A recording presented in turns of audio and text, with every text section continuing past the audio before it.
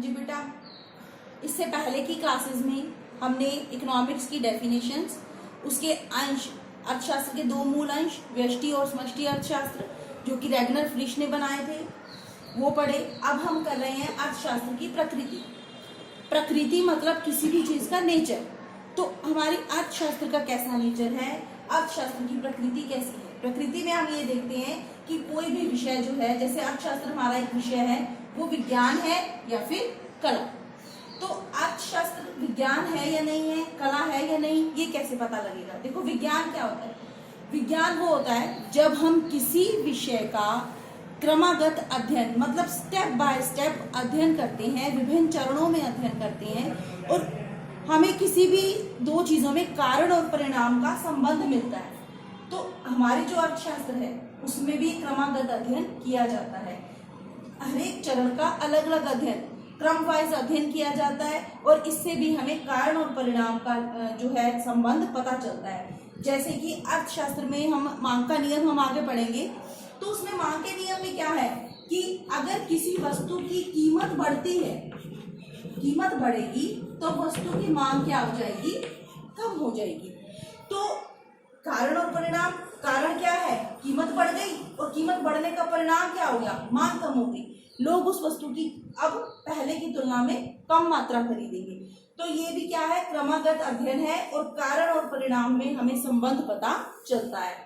दूसरा, वैज्ञानिक नियम। अर्थशास्त्र में भी वैज्ञानिक नियम है। जैसे कि विज्ञान के नियम होते हैं, आपने पढ़ा होगा कि लॉ ऑफ ग्रेविटी। ग्रेविटी का नियम क्या है कि अगर हम कोई वस्तु ऊपर से फेंकेंगे तो वो नीचे गिरेगी। इसी तरीके से अर्थशास्त्र के भी नियम है कि अगर किसी वस्तु की कीमत बढ़ी तो मांग जरूर कम होगी। तो वैज्ञानिक नियम है, इसके भी विज्ञान की तरह इसके भी नियम है। दूसरा है नियमों की सत्यता।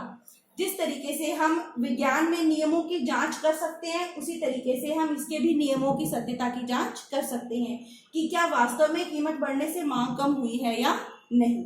तो इसीलिए ये क्रमागत अध्ययन भी है, इसमें भी नियम बनाए जाते हैं। जैसे ये है मांग का नियम, और उस नियमों की जांच भी की जाती है कि वास्तव में ये नियम लागू होते हैं या नहीं।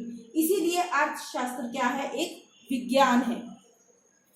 तो लेकिन जो हमारा ये अर्थशास्त्र है एक प्राकृतिक विज्ञान नहीं है। क्यों? क्योंकि प्राकृतिक विज्ञान जो है वो हमेशा सही होता है। जैसे कि न्यूटन ने बनाया था ग्रेविटी, तो वो हमेशा सही होगा। कोई भी वस्तु ऊपर से फेंकोगे तो वो नीचे आएगी। ये यूनिवर्सल ट्रूथ है, सार्वभौमिक सत्य है कि वो नीचे आएगी। लेकिन इसमें जो नियम होते हैं वो सार्वभौमिक नहीं होते, सबके लिए सही नहीं होते। हो सकता है कीमत बढ़ने से कुछ लोगों की मांग कम हो, लेकिन कुछ लोग ऐसे भी हो सकते हैं जिनकी मांग कम ना हो। जैसे कि बहुत अमीर लोग हैं, उनको कीमतें बढ़ने से कोई फर्क नहीं पड़ता, उनकी मांग कम में कमी नहीं आएगी, उनकी मांग में किसी प्रकार का कोई भी चेंज नहीं आएगा। तो जो अर्थशास्त्र के नियम हैं, लेकिन उनकी जो ये नियम है वो बिल्कुल स्थिर हैं। विज्ञान के नियम, प्राकृतिक विज्ञान के नियम स्थिर होते हैं, लेकिन अर्थशास्त्र के नियम स्थिर नहीं होते। इसमें कहीं ना कहीं परिवर्तन हो सकता है। और दूसरा क्या कारण है कि ये प्राकृतिक विज्ञान नहीं है, कि हम विज्ञान में नियमों की सत्यता की जांच जो है वो एक लैब में कर सकते हैं।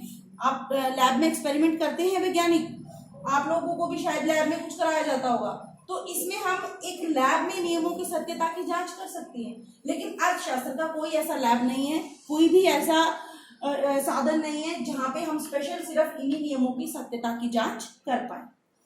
तो अर्थशास्त्र विज्ञान है क्योंकि इसमें ये क्रमागत अध्ययन किया जाता है, वैज्ञानिक नियम है और नियमों की सत्यता की जांच की जा सकती है। लेकिन प्राकृतिक विज्ञान नहीं है। क्यों? क्योंकि इसके नियम स्थिर नहीं है और इनकी लैब में जांच करना संभव नहीं है। आगे है कला। कला क्या होता है कि जो विज्ञान के नियम हैं, जो ज्ञान है, उसको हम वास्तव में प्रयोग करते हैं या नहीं। अगर हम ज्ञान का वास्तविक प्रयोग करते हैं तो वो क्या बन जाती है, कला। जिस प्रकार से अगर आपको रंगों का ज्ञान है, अगर आपको ज्यामिति की शेप का ज्ञान है और अगर आप उससे कोई अच्छी सी पिक्चर बनाते हो तो वो क्या हो गई, आपकी कला। आप में आर्ट है कि आपने वो तस्वीर बना दी। इसी तरीके से वैज्ञानिक नियम जो ज्ञान है, अगर हम उसका वास्तव में प्रयोग करते हैं तो वो क्या हो गई, कला। तो अर्थशास्त्र ना कि सिर्फ एक विज्ञान है, वो एक कला भी है। क्यों? विज्ञान में जो भी नियम बनाए जाते हैं उस नियमों को वास्तव में प्रयोग भी किया जाता है। जैसे कि सरकार बेरोजगारी दूर करने के लिए कुछ वैज्ञानिक नियम बनाती है, तो बेरोजगारी को खत्म करने के लिए उनका पालन भी किया जाता है। अगर सरकार गरीबों के लिए कुछ बनाती है, नियम बनाती है, तो गरीबी को दूर करने के लिए उन नियमों का वास्तविक प्रयोग भी किया जाता है। तो अर्थशास्त्र विज्ञान भी है और कला भी है, दोनों है।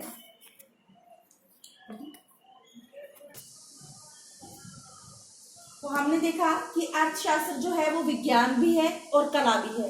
इसमें वैज्ञानिक क्रमागत अध्ययन किया जाता है और नियम बनाए जाते हैं और उस नियमों का वास्तविक प्रयोग भी किया जाता है, तो इसलिए ये विज्ञान और कला दोनों है। अब क्या है कि अर्थशास्त्र कैसा विज्ञान है? अब प्राकृतिक विज्ञान तो नहीं है, मैंने आपको बता दिया कि ये अर्थशास्त्र जो है वो प्राकृतिक विज्ञान नहीं है, क्योंकि नियम स्थिर नहीं है और उन नियमों की लैब में जांच नहीं की जा सकती। तो अगर प्राकृतिक विज्ञान नहीं है तो कैसा विज्ञान है? तो वास्तविक है या आदर्शात्मक है? वास्तविक क्या होता है? वास्तविक विज्ञान में हम ये देखते हैं कि क्या है, और आदर्शात्मक में हम क्या देखते हैं, क्या होना चाहिए। तो क्या है का अर्थ कि भारत में कितनी जनसंख्या है, कितनी बेरोजगारी है, कीमतें कितनी है, मांग कितनी है। तो ये क्या हो गया? क्या है कि भारत की जनसंख्या 135 करोड़ है, भारत में जो महंगाई की दर है वो 5% है, भारत में जनसंख्या वृद्धि की दर है वो लगभग 1.3% है। तो ये क्या हो गया? ये तो क्या है? तो आदर्शात्मक जो, और ये क्या है? वास्तविक विज्ञान।